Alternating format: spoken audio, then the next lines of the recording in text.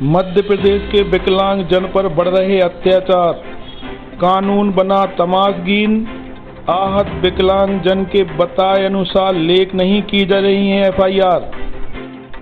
पूर्व की भांति विगत दिनों विकलांग जन पर जानलेवा हमले हुए हैं। प्रशासन और अधिकृत अधिकारी के साथ पुलिस का रवैया भी आहत विकलांग जन की मदद रहित दिखाई दे रहा है।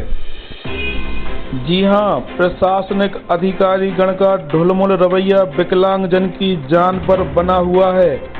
महीनों गुजर जाने के बाद भी गुंडों बदमाशों पर नकेल कसने में पुलिस नाकाम रहती है। नतीजतन गुंडों मवालियों के हौसले और बुलंद होने से गुंडे अपराध करने से नहीं डरते और पुलिस कार्रवाई न होने से अपराधी अपराध को दोबारा अंजाम देने लगते हैं। हम बात कर रहे हैं दो महिला विकलांग जन की, जो एक दृष्टिबाधित महिला एवं दूसरी मूक बधिर विकलांग 8 वर्षीय बच्ची के संबंध में है। पहले हम बात करते हैं 8 वर्षीय मूक बधिर बच्ची रितिका दुबे की, जो मध्य प्रदेश के सागर जिले के दृष्टिबाधित मूक बधिर स्कूल पंडापुरा बागराज वार्ड में संचालित स्कूल में अध्ययनरत रही है।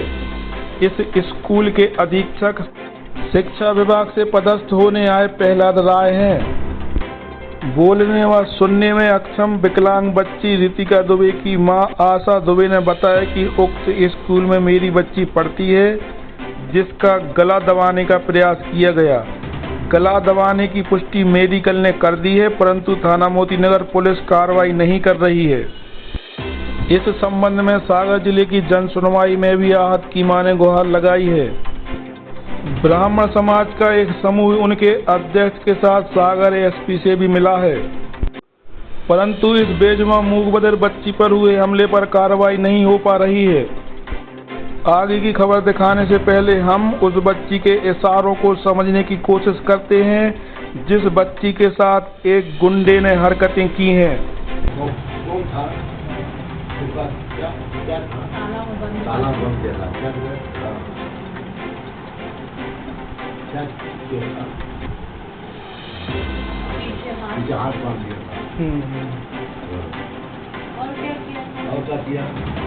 और क्या किया? मारा, चाटा। और क्या किया? मुद्दा बनाता। और क्या किया?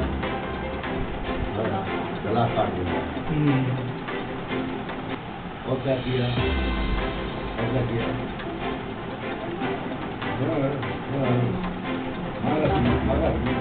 मारा भी। अच्छा,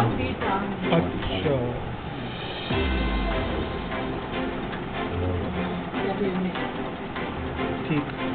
अब आप इस वीडियो को देखकर समझ गए होंगे कि अज्ञात गुंडे ने इस बेजुबान बच्ची के साथ क्या क्या हरकतें की होंगी।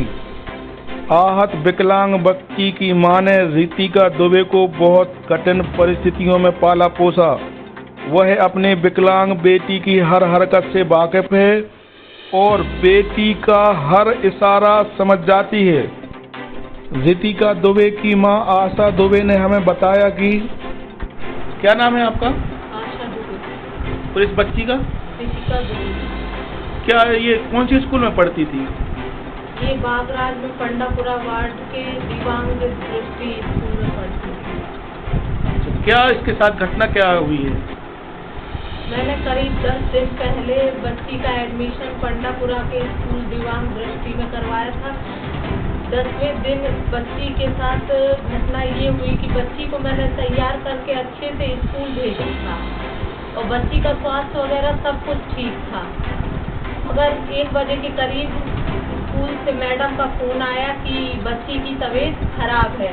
जब उसका स्वास्थ्य खराब था तो आपने स्कूल क्यों भेजा, आप लोग जल्दी आ जाइए। तो मैं अपने घर से आई, मेरे पिताजी को लेके मैं स्कूल गई। स्कूल में देखा तो मेरी बच्ची रो रही थी, बाहर बेंच पे बैठी थी। बच्ची मेरा हाथ पकड़ के मेरे पास आके डरी हुई सहमी हुई थी और मुझे कहने लगी इशारे से कि मुझे घर ले चलो। मैंने मैडम से कहा कि मैम बच्ची का तो स्वास्थ्य बिल्कुल सही था और वो खुद हो के स्कूल आई थी, अब स्कूल में क्या हुआ है वो तो बच्ची बताएगी। मैंने उसका गला ऐसे उठाकर देखा, उसके गले पे उंगलियों के निशान थे। मैंने पूछा कि मैम ये कैसे निशान है, तो मैडम कहती हैं कि शायद इसको कलर लग गया होगा। मैंने अपने साड़ी के पल्लू से कलर पोंछने की कोशिश की मगर नहीं, वो उंगलियों के निशान थे। खरोंच थी उंगलियों की। Red colour. बच्ची रो रो के घर ले जाने की बात कह रही थी। मैं स्कूल से निकल भी नहीं पाई थी। जैसे ही मैं बच्ची को स्कूल के गेट से बाहर लेके आई, वो इशारे से मुझे हर वाक्य सुनाने लगी, बताने लगी इशारे से। हाँ, इशारे में उसने मुझसे सब बात कही। और मैं माँ हूँ, मैं इतना तो उसको समझती हूँ। 7 साल की हो गई बच्ची, मैं इतना तो समझती हूँ कि उसके इशारे किस चीज़ के लिए, कौन से इशारे होते हैं। मैडम, जब मैं स्कूल के अंदर लेके गई, मैंने मैडम से क्वेश्चन किया कि मैम बच्ची कह रही है कि मेरा गला दबाया गया है। मैंने प्रिंसिपल को बताया तो प्रिंसिपल क्या कहते हैं कि ऐसा हमारे स्कूल में आज तक तो हुआ नहीं, आपकी बच्ची के साथ पहली बार ऐसा हुआ है और ऐसा हमारे स्कूल में होता नहीं है। आपको जो करना है, हमने कहा कि हम प्रशासन के पास जाएंगे तो कहने लगे आपको जो करना है कर लीजिए, हमारा कोई कुछ नहीं बिगाड़ सकता है। ये बच्ची मूक बधिर है, सुन नहीं सकती है और बोल भी नहीं सकती है, तो क्या क्या बता रही थी आपको? 7 साल आपकी बच्ची है, 7 साल से आप इसकी परवरिश कर रही हैं, तो क्या इसके भाव से आपने क्या जाना, क्या इसका क्या मतलब था और क्या क्या कह रही थी? ये कह रही थी कि मम्मा एक मोटे से आदमी ने मुझे गला दबाया, मैं टॉयलेट में गई थी तो, और मुझे दवाई खिलाई गई जिससे मुझे चक्कर आने लगी और उसके बाद मेरे हाथ पीछे बांध दिए और मुझसे कहने लगे कि फांसी पे टांग देंगे अगर मुंह से आवाज़ निकाली तो, गला काट देंगे और मुझे मारा भी। उसके बाद बच्ची खूब डरी और सहमी हुई थी। अब ये तो पता नहीं कि उस स्कूल में क्या हुआ है, ये सब तो वाकया प्रिंसिपल और उस स्कूल की टीचर और भाई लोग छुपाने की कोशिश कर रहे हैं अपने स्कूल की बदनामी को बचाने के लिए। अच्छा, इसकी जो घटना कारित हुई है इस बच्ची के साथ, इसमें प्रशासन में आप कहाँ इसकी रिपोर्ट वगैरह कहीं की है आपने? सर, मैं प्रशासन में हर जगह जा चुकी, मगर मुझे ये लग रहा है मोती नगर थाना गई, फिर मैं CI ने फोटो खींचा इसका, फिर उसके बाद आवेदन दिया MLC करवाने के लिए। उनने मुझे एक लेडीज कांस्टेबल के साथ MLC करवाने के लिए मेडिकल भेजा, मेडिकल में MLC करवाई गई। फिर उसके बाद मैं SP ऑफिस गई, कलेक्ट्रेट गई, मैंने सबको वहाँ पे आवेदन दिया मगर कोई कार्रवाई नहीं। उसके बाद मैं परेशान होकर जन सुनवाई में गई मगर वहाँ भी कोई कार्रवाई नहीं हुई, क्योंकि प्रशासन में सब एक दूसरे से मिले हुए हैं। मुझे वहाँ से कोई भी वो नहीं मिला। कौन सी क्लास में पढ़ती है ये बच्ची? बच्ची का एडमिशन मैंने 1st क्लास में करवाया था। तो जब से ये घटना हुई है अभी भेज नहीं रहे स्कूल? बच्ची डर के मारे स्कूल जाने का नाम नहीं ले रही है और बच्ची का एडमिशन हम इससे मतलब हमारी घर की आर्थिक स्थिति इसकी सही नहीं है कि हम बच्ची को कहीं प्राइवेट में पढ़ा सकें। हमारी 2 बच्चियां हैं, बड़ी वाली को हमारे पिताजी पढ़ाते हैं और हम लोगों को जितना पैसा गुजारे के लिए मिलता है उसमें हम अपने बच्ची का और अपना खुद का भरण पोषण करते हैं। स्कूल का मेन करता धरता कौन है? प्रहलाद राय है।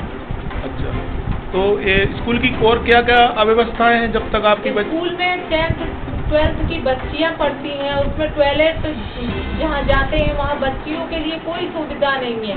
वहाँ स्कूल की बाउंड्री जो है वहाँ पे स्कूल की बाउंड्री बहुत छोटी है कि कोई भी अदर पर्सन स्कूल की बाउंड्री कूद के अंदर आ सकता है। बच्चियां टॉयलेट जाती हैं तो शराब का ठेका रोड के उस पार है, वहाँ से दारूखोर वगैरह जो कोई भी है वो सब मतलब स्कूल पूरी तरह से सुरक्षित नहीं है बच्चियों के लिए। और प्रहलाद राय सब प्रशासन से पैसे वगैरह सब आते हैं मगर वो कह रहे हैं कि हमें प्रशासन से इतनी पैसे नहीं आ रहे हैं जिससे हम ये स्कूल की मरम्मत पहले नहीं करते कह रहे हैं कि हैं। जहाँ जाना है जाओ, जो करना है कर दो। ये कह रहे हैं प्रहलाद राय। क्या कहना है प्रहलाद राय का इसके? जो करना है कर लीजिए, हमारा कोई कुछ नहीं बिगाड़ सकता है। और सुना था कि आप ब्राह्मण समाज के कुछ वरिष्ठ लोग आपके एसपी ऑफिस और कलेक्टेड गए थे, वहाँ क्या किया आपने? जी, दिनकर तिवारी के साथ हम लोग ब्राह्मण समाज के 100-200 लोग एसपी ऑफिस गए थे और कलेक्ट्रेट गए थे। वहाँ पर हम लोगों ने ज्ञापन दिया था, जिसमें हमें ये आश्वासन दिया गया था कि इस पर अजीत चौहान एसपी ने कहा कि हम इस पर कार्रवाई करेंगे। हम लोगों को ये आश्वासन देकर हम लोग का ज्ञापन लिया उन्होंने, मगर आज तक कोई कार्रवाई नहीं की गई। विकलांग रितिका दुबे के संबंध में जब हमने मूक बधिर एवं दृष्टिबाधित स्कूल पंडापुरा बागराज बाट के अधीक्षक प्रहलाद राय से बात की तो उन्होंने बताया कि इस संबंध में Sagar collector Sandeep ji R, SDM Sagar, सामाजिक न्याय विभाग के ज्वाइंट डायरेक्टर धन सिंह यादव, थाना मोती नगर टीआई जसवंत सिंह राजपूत, इन सभी अधिकारियों ने जांच कर ली है। स्कूल की गलती रितिका दुबे को लेकर नहीं हुई है, ऐसा प्रहलाद राय ने हमें बताया। इस संबंध में सामाजिक न्याय विभाग सागर के ज्वाइंट डायरेक्टर धन सिंह यादव को कई बार फोन लगाया, पर उन्होंने फोन नहीं उठाया, जिससे रितिका दुबे एवं अन्य के संबंध में जानकारी प्राप्त नहीं हो पाई। इस मामले में ज्वाइंट डायरेक्टर ने क्या संज्ञान लिया, हमारी टीम इससे वंचित रह गई।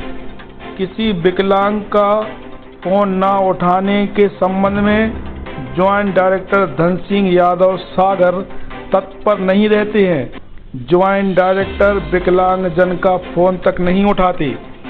विकलांग रितिका दुबे के संबंध में थाना मोती नगर टीआई जसवंत सिंह राजपूत से पूछा तो उन्होंने बताया कि रितिका दुबे स्कूल में खाना लेने लाइन में लगी थी। किसी बाई का धक्का लगने से विकलांग बच्ची को गले में खरोंच आ गई। मध्य प्रदेश के सामाजिक न्याय विभाग मंत्री नारायण कुशवाहा से जब हमने फोन पर बात की और उन्हें 8 वर्षीय मूक बधिर विकलांग रितिका दुबे एवं दृष्टिबाधित विकलांग महिला अनीता गौड़ पर हुए घटनाक्रम के बारे में बताया तो उन्होंने सागर में संबंधित अधिकारियों से बात करने को कहा है। अगली खबर भी एक अनुसूचित जाति आदिवासी महिला विकलांग की है। इस घटना ने तो सभी हदें पार कर दी और एक विकलांग महिला के घर के अंदर रहते बुलडोजर से उसका घर तोड़ दिया। घर की दीवार और छप्पर गिरने से उस विकलांग महिला को सिर में गंभीर चोटें आई हैं। सागर के बुंदेलखंड मेडिकल कॉलेज में गंभीर अवस्था में उसका इलाज चल रहा है। घटना दिनांक 25 सितंबर 2025 सुबह 11 बजे की है।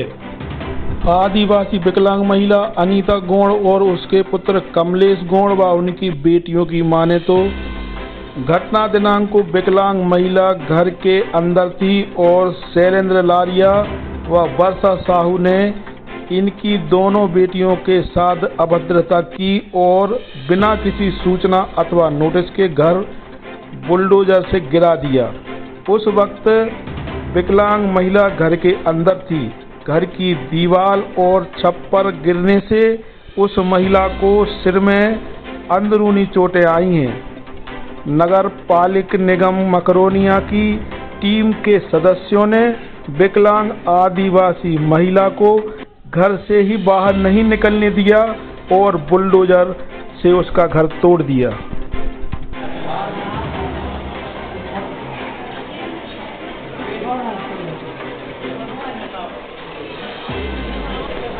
क्या नाम है आपका? अनीता। अनीता, क्या हुआ था आपके साथ उस दिन?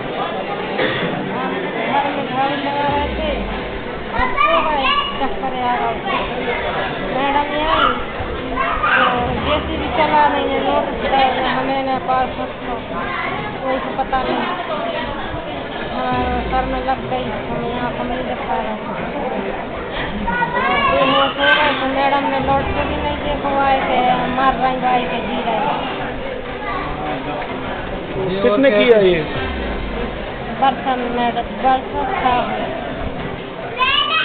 आपके घर गिराने में कोई नोटिस वगैरह आपको कोई खबर दी थी? कहाँ चोट आई है आपको?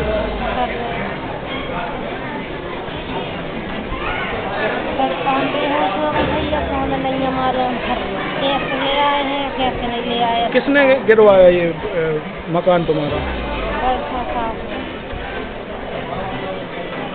तो अब क्या कहना चाहते हो आप शासन प्रशासन से?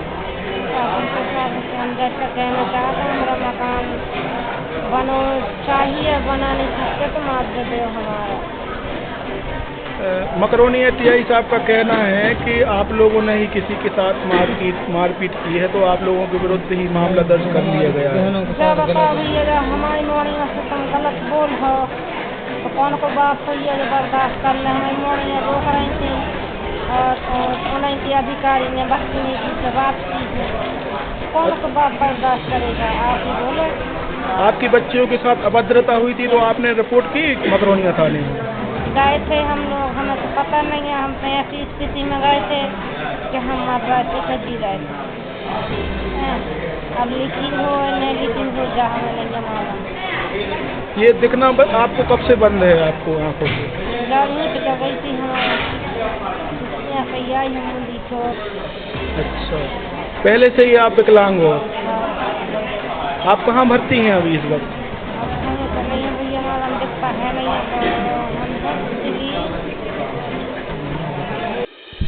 विकलांग अनीता गोंड के परिवार वालों ने बताया है कि शैलेंद्र लारिया ने परिवारजनों के साथ अभद्रता की है।